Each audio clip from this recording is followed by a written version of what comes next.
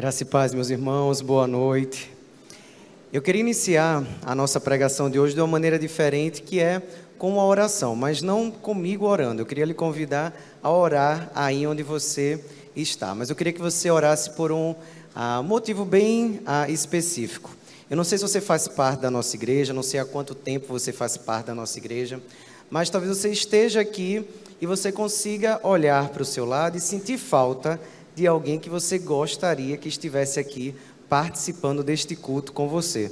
Talvez tenha sido alguém que já participou de outros momentos, de outros cultos, ou talvez seja até alguém que ainda não faz parte aqui da igreja, talvez que ainda não tomou uma decisão por Jesus, mas que é sonho seu, desejo seu, e eu queria lhe convidar a apresentar esse nome agora diante do Senhor. Se você estiver acompanhado com alguém, vocês podem até compartilhar esses nomes, orar juntos. Se você estiver sozinho, apresenta isso ao Senhor. Nós vamos começar a nossa reflexão de hoje diante do Senhor e apresentando esses nomes a Ele. Vamos orar?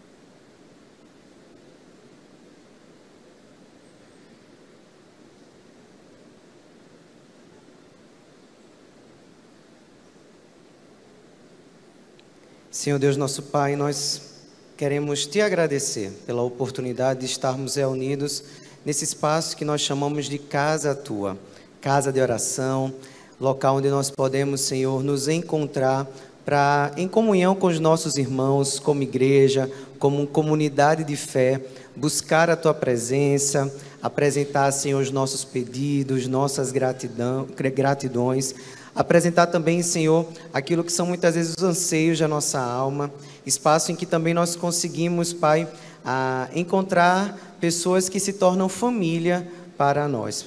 Mas nós queremos nesse momento colocar diante de Ti esses nomes que estão sendo apresentados pelos meus irmãos aqui em casa, pessoas que já fizeram parte, Deus, dessa igreja, desse rebanho, mas que por algum motivo não têm estado conosco. Pedimos, Senhor, por aqueles que estão, inclusive, afastados da Tua palavra, afastados de Ti. Pedimos por aqueles também que ainda não Te conhecem, mas que nós amamos e que nós gostaríamos que estivessem partilhando da fé junto conosco. Nossa oração é que o Teu Santo Espírito possa estar trabalhando, convencendo, e que nós possamos, Deus, em nome de Jesus, ter a alegria de ter esses irmãos queridos junto conosco, novamente ou pela primeira vez. Nós consagramos isso a Ti, pedindo em nome de Jesus. Amém. Por que nós começamos, na verdade, a nossa pregação com esse momento de oração? Ao longo do mês de fevereiro, a gente vai ter uma ênfase especial e no final, inclusive, aqui da pregação, o pastor Luiz Carlos terá a oportunidade de apresentar isso aos irmãos, mas nós estaremos tendo a ênfase da comunhão, inclusive pensando naqueles irmãos e irmãs que por algum motivo deixaram de se congregar conosco. Nós vivemos há algum tempo atrás um desafio mundial que foi a pandemia. A gente teve que se acostumar com o fato de que a gente não poderia mais estar presencialmente, nem mesmo aqui. E eu acredito que para você foi também um choque. Eu lembro quando os decretos começaram a sair e as coisas foram afunilando, e algo que a gente nem imaginava que poderia ser possível em algum momento, que seria uma proibição de estarmos aqui nesse espaço físico. Assim aconteceu. Graças a Deus a gente já tinha até uma estrutura de transmissão, então de certa forma a gente não foi nem tão pego assim de surpresa. A gente pôde já no primeiro domingo dar continuidade, e eu lembro da diferença entre termos o templo cheio e naquele primeiro domingo, acho que não éramos mais do que 5 pessoas aqui na Estega Meleira, o pastor Roberto lá da casa dele, a gente tentando fazer com que o que hoje é tão natural para a gente e para você que acompanha pela internet acontecer.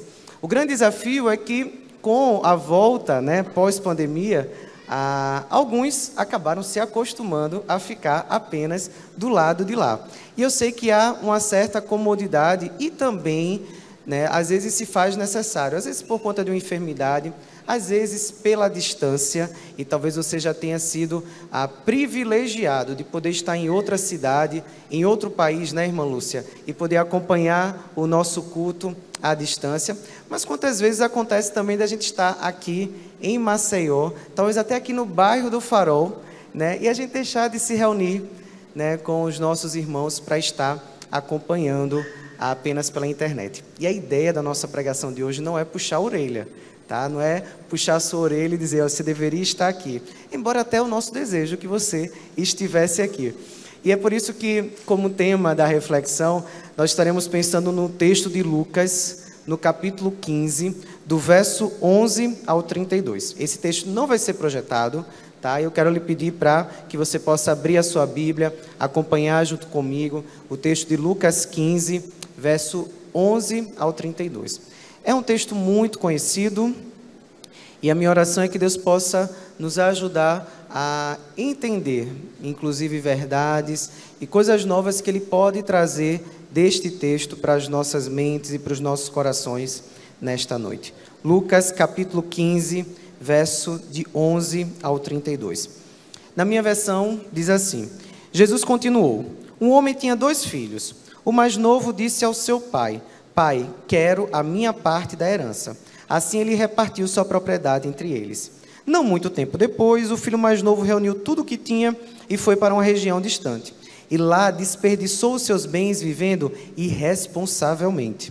Depois de ter gasto tudo, houve uma grande fome em toda aquela região e ele começou a passar necessidade.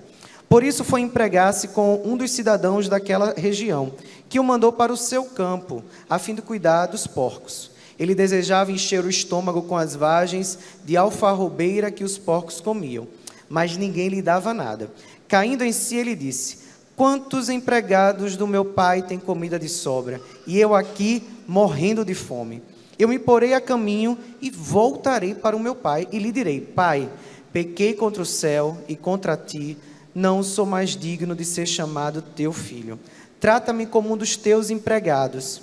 A seguir, levantou-se e foi para o seu pai.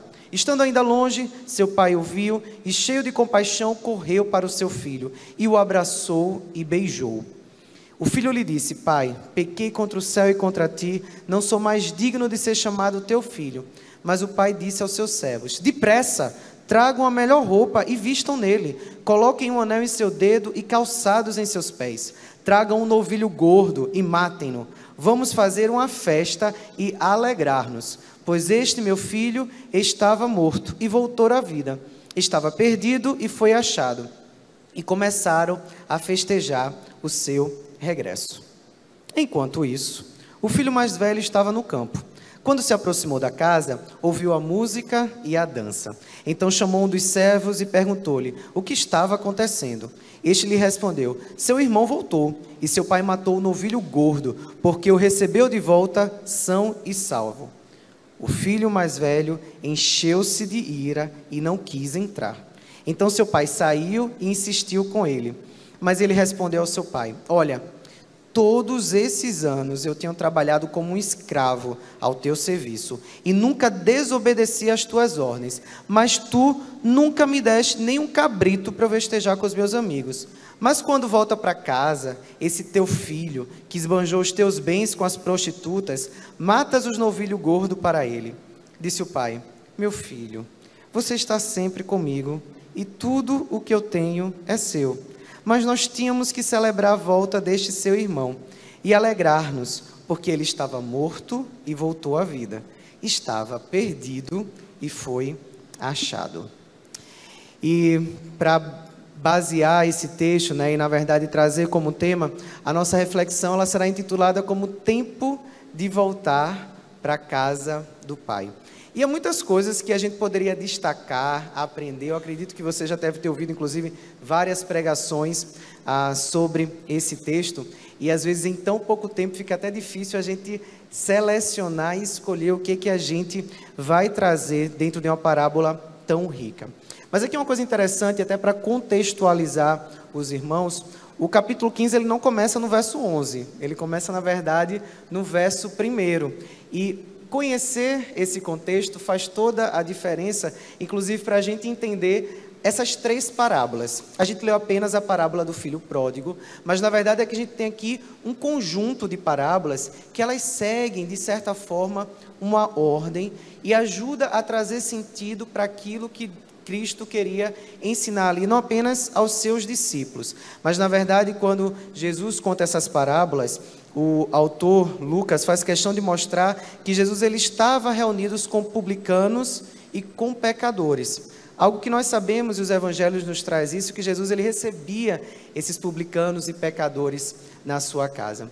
E a gente sabe, você talvez, eu acredito que possivelmente saiba disso, que na cultura judaica, se para nós já é tão importante o compartilhar da mesa, né? E como crente, essa é uma coisa que a gente gosta de fazer, né? Comer juntos, né? Se há um espaço, eu não sei como é na sua casa, né? Mas eu lembro, por exemplo, que quando eu era criança, na casa da minha avó, tinha uma mesa grande e ali sempre tinha café, bolacha, pão, o dia inteiro, fosse manhã, tarde, noite. E de vez em quando, durante o dia, era tempo da gente sentar e simplesmente lanchar, partilhar ali do pão. Eu lembrei também, Lu, daquele momento que a gente morou lá no seminário e havia também uma casa que nos abençoou, né, quando a gente estava lá. E de vez em quando também a gente ia no meio da tarde, depois de sair da biblioteca, tomar um café, lanchar alguma coisa. E é muito especial quando a gente tem essa oportunidade de compartilhar do pão. É por isso que a gente celebra a comunhão, por exemplo, às quartas-feiras, nos reunindo aqui atrás. Não é somente para comer, embora é muito bom comer, mas é o tempo da gente trocar ali experiências, se conhecer. E eu não sei se você tem ficado às quartas-feiras, tá? Mas vale a pena a gente investir 15 minutinhos a mais, 30 minutinhos a mais. Alguns gastam até 2, 3 horas, mas é porque é tão bom que a gente às vezes não quer ir embora, né? E os pais de adolescentes sabem disso, né? Que hoje em dia eles estão fechando a igreja porque os meninos estão aproveitando ali a amizade. Mas se é importante nesse nosso tempo, na época de Jesus, isso aqui era algo ainda mais especial. E mais do que isso, aquele que recebia a mesa, de certa forma, honrava os convidados ao convidá-lo.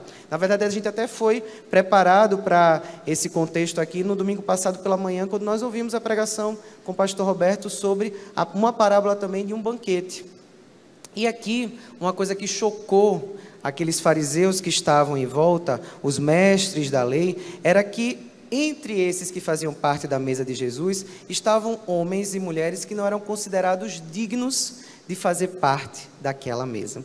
E é justamente nesse contexto que Jesus ele vai falar sobre aquilo que realmente tem valor para Deus no seu reino. E ele vai falar primeiro sobre uma moeda perdida, tá? Algo simples, uma moeda, mas que uma mulher tira tudo do lugar para poder encontrar e depois celebra com as suas amigas o fato de ter encontrado. E depois ele vai ampliar um pouquinho esse contexto, ele vai falar sobre uma ovelha, que um pastor entre 100 consegue trazer valor para uma que se perdeu. Deixa todas as 99 e vai ali atrás e também celebra esse resgate, esse reencontro. E para fechar, ele coloca algo ainda mais profundo e significativo. Ele traz um exemplo de uma família.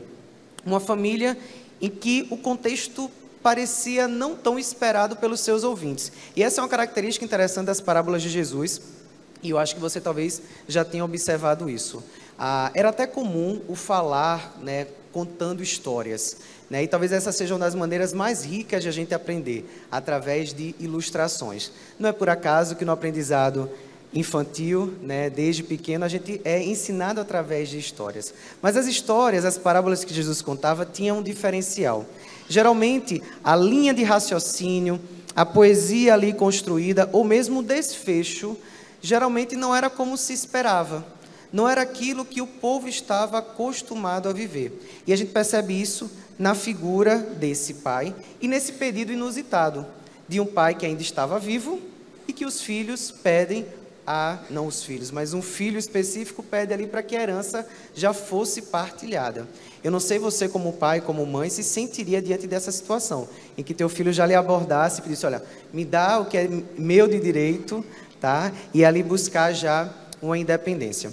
Mas eu quero seguir no texto e colocando tudo isso, uma primeira coisa que eu percebo é que existem diferentes motivos para estar fora de casa, ou diferentes motivos para ficar longe, para sair de casa. O primeiro do texto que a gente lê, uma primeira passagem que a gente pode destacar é o versículo 13, quando fala sobre esse filho que sai de casa. E ele sai de casa, tá? Inclusive com o propósito de usufruir de tudo aquilo que ele adquiriu do seu pai. E aí eu fiquei pensando, o texto não fala, tá? Mas se esse filho ele estava em conflito com o pai, não sei, com o seu irmão, eu não sei o que motivou esse filho a sair daquele espaço familiar, a sair da casa do seu pai. Mas eu fiquei pensando na nossa realidade como igreja, né? Quantas situações acontecem que acabam nos motivando a deixar de estar em comunhão. Às vezes coisas até sérias, mas às vezes também coisas mais simples, que por conta dos nossos relacionamentos, e relacionamentos geram atritos, e a gente começa ali a se desgastar, a se desmotivar e perder o foco do porquê que estamos aqui. E por conta disso a gente acaba encontrando razões para não mais estar na nossa casa, na casa do Pai. Como eu falei para vocês, eu não sei o que é que levou exatamente esse filho, mas eu sei que o movimento dele foi um movimento, inclusive, de um gasto irresponsável, a ponto, inclusive, dele se arrepender e voltar. Mas me chama a atenção também, porque geralmente a gente fala do filho mais novo, pródigo, que saiu. Mas se a gente continuar no texto que a gente leu no verso 25, a gente vê também um filho que estava fora de casa, mas no trabalho. O verso 25 vai dizer, olha, o filho mais velho estava no campo, e ele volta. E é interessante que quando ele volta, ele se recusa a entrar. Então não é apenas um filho mais novo que sai sem querer voltar, mas um filho mais velho que estava ali, mas se recusa a entrar na casa. Motivações diferentes, mas que mostram de certa forma essa dureza que costuma marcar o coração do ser humano. Como muitas vezes pequenas coisas, ou até mesmo coisas diferentes daquilo que a gente esperava, expectativas frustradas, idealizações que não correspondem exatamente à realidade, nos leva a facilmente abrir mão da nossa comunhão na casa do Pai. E aqui eu fiquei pensando na liquidez das nossas relações atualmente. Antigamente, quando a gente falava sobre membresia da igreja, era comum que alguém nascesse, fosse batizado, casasse, apresentasse os filhos, casasse os filhos, apresentasse os netos e tivesse o culto ali fúnebre na mesma igreja, no mesmo templo. E isso era motivo de orgulho, tá? Eu sou membro fundador, eu tenho 70 e poucos anos de igreja.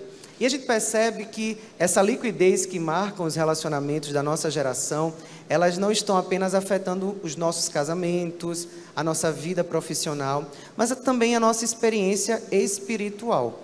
Porque lá atrás, na época que essas pessoas ficavam tanto tempo na igreja, também tinham conflitos. Porque pelo menos quando eu vou no texto bíblico e vou ali no grupo de discípulos de Jesus, eu vejo competição, eu vejo um querendo ser maior do que o outro, eu vejo um passando a mão nas moedas, né, e tirando o que não era dele.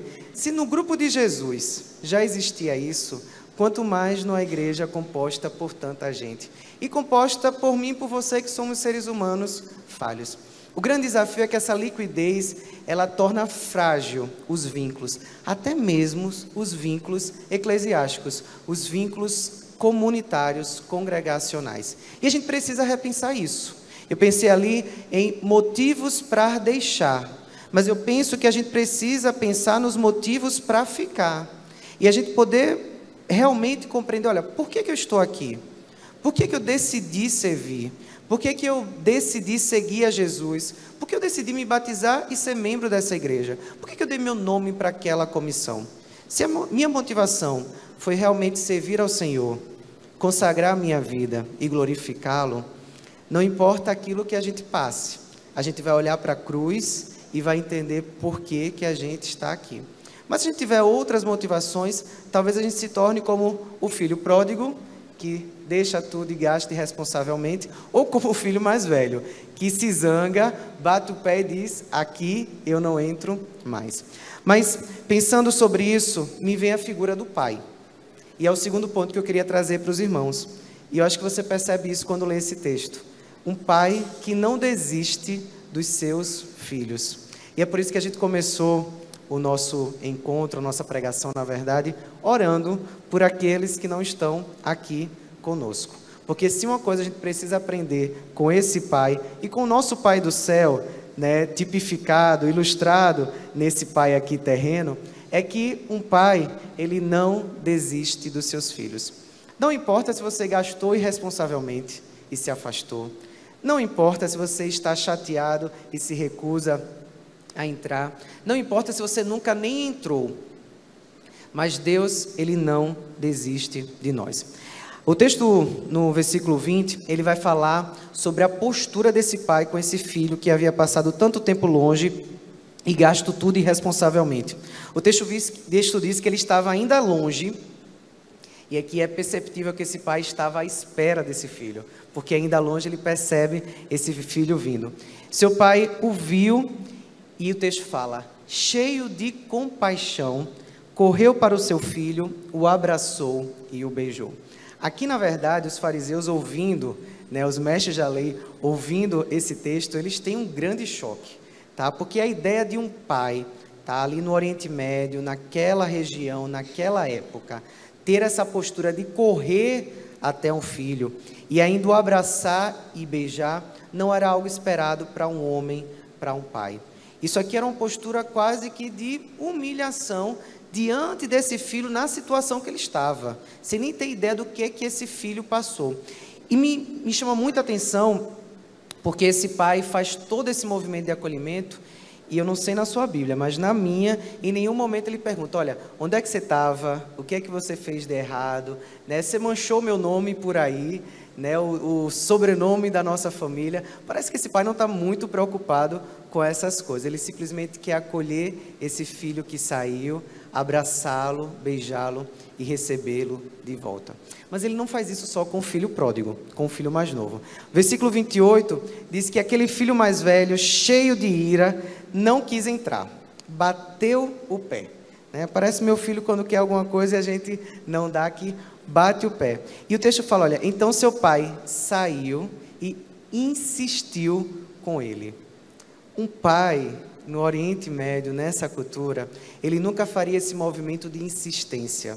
Na verdade, se alguém tinha que insistir, numa postura até hierárquica, era esse filho em relação ao seu pai. Mas esse pai, ele mostra exatamente aquilo que Deus faz conosco. Ele age com graça. Inclusive, o evangelista Lucas, ele faz questão de dizer que o que caracterizava esse pai era um coração cheio de compaixão. E aí, se você for lá em Mateus, no capítulo 14, no capítulo 9, a gente vai ver exatamente essa expressão sendo referida a Jesus. Jesus olhando a multidão e se enchendo de compaixão. É com compaixão que Deus olha para nós. É com compaixão que Deus olha para nós, tanto quando a gente decide sair, ou quando a gente bate o pé para não fazer alguma coisa. E eu não estou me referindo a alguém específico, eu estou referindo a todos nós. Quantas vezes Deus nos fala, nos orienta, nos convida a fazer alguma coisa e você bate o pé dizendo: olha, tudo menos isso. Né? Eu aprendi inclusive com o meu pastor que essa expressão é um perigo, porque às vezes é justamente no tudo menos isso que ele nos coloca. Então, nós muitas vezes somos esse irmão mais novo, somos esse irmão mais velho, esse irmão do meio, que não está na parábola para não deixar de fora também os irmãos do meio como eu.